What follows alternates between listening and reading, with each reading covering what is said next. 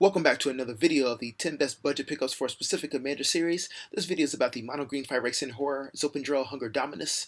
No need to introduce him because you already know what he does if you're watching this type of video, but if you don't, I can describe him in 5 seconds. It is a mono green 4/6 creature with reach that doubles the power of your creatures at the beginning of each combat until end of turn.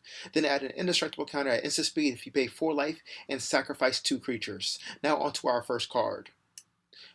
Rith, Liberated Primeval, has a great effect that will reward you with 4/4 flying dragon tokens if you do excess damage to an opponent's creature or planeswalker.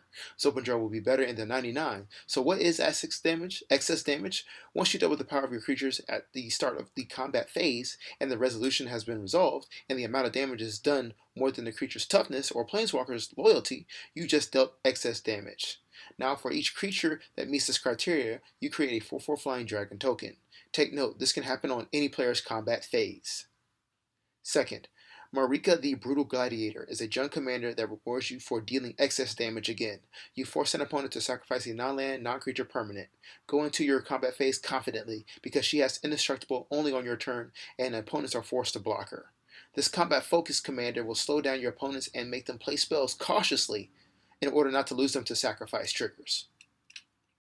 The third card is Reki, the History of Kamigawa. Since Zopandrel is your commander, green has few options for card draw, so Reki is a temporary solution rewarding you card draw whenever you play a legendary spell. Legendary spells include legendary creatures, legendary sorceries, and or planeswalkers. Fourth is Greensleeve's Mara-sorcerer. It is added to the list because of its potential high power, and it creates 3/3 green badger tokens from landfall triggers.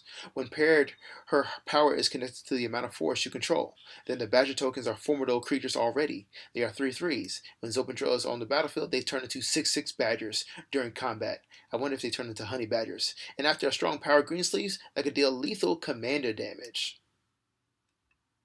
The fifth card is Foster. It's an enchantment that allows you to reveal cards from the top of your library until you hit a creature card. In order to activate this ability, you need to pay 1 colorless mana whenever a creature you control dies. Since you are in mono green, and most likely you will have a creature heavy deck and will be looking to replace a creature on the battlefield, this is a great way to sift through your deck without using spells to card draw. 6 is the Rumble Hulk. Don't underestimate this card because it is a sneaky dual-purpose buff spell every Gruul deck needs. First, it can be a creature with power and toughness equal to the amount of lands you control. Otherwise, use its Blood Rush ability, which can be activated at instant speed to buff your creature +X/+X, where X is the amount of lands you control. With Zopandrel, you've already doubled the power and toughness of Rumble Hulk as a creature or another target creature. All this power gives you the opportunity to swing for lethal at the best moment of a combat phase. 7th is Gaia's Avenger and should be used knowing your opponent's deck. If they are artifact heavy, this is the perfect creature. Its power and toughness is equal to the number of artifacts target opponent has in play. I'm sure you've seen enough treasure tokens out there to feel like you came from the set of the Pirates of the Caribbean. 8th is almost a free spell green creature that can have a tremendous power level. Exile 2 green cards and cast a elf warrior that looks like a dinosaur that has power and toughness equal to the amount of lands you control +1. The pros for this elf warrior is actually exiling the 2 green cards. Maybe you have too many cards that turn and you need to get your hand size smaller for specific reasons. 9th is Haughty Warrior Poet. It is a Boros planeswalker and Zopandrel is mono green. If you are playing Haughty Warrior Poet, most likely you have a Naya deck with is Gisas Sun's Avatar or Zakama Primal Calamity as your commander. Therefore, you have a red-white-green deck. Back to Haughty, she has 2 relevant loyalty abilities. She gains life for your strongest creature, or creates 3 Dinosaur tokens. If you want to gain a huge amount of life, trigger her loyalty ability in the second main phase after Zopandrel's combat effect triggers. This quick synergy could gain you 10 life or more. Or make 3/3 dinosaurs that turn into 6/6 dinosaurs during combat phases and the second main phase. Finally, we have a Gruul land that is an auto-include.